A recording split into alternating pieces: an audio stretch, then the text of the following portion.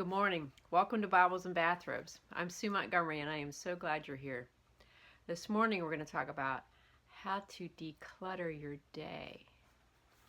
Boy, do I need that. To do that, we're going to look at Ecclesiastes 3:1, Jeremiah 29:11 through 13, and Matthew 6:34.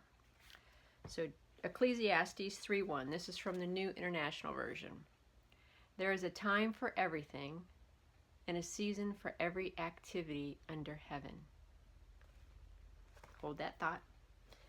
Jeremiah 29:11 through 13. This is from the New Living Translation. For I know the plans I have for you, declares the Lord. They are plans for good and not for disaster, to give you a future and a hope.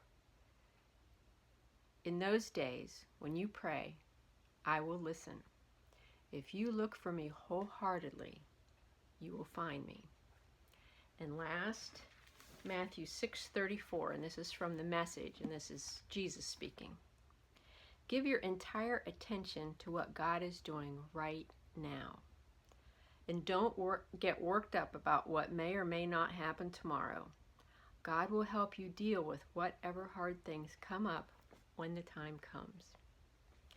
You know what got me started on this topic this morning was Sarah Young in Jesus Calling.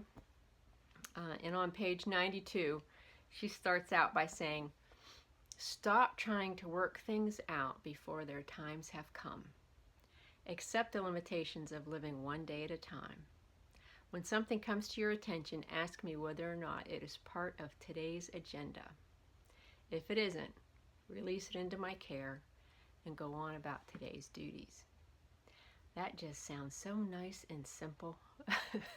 And so that's, when I dug into those three scriptures, what I came away with was, one, that there is a time for everything.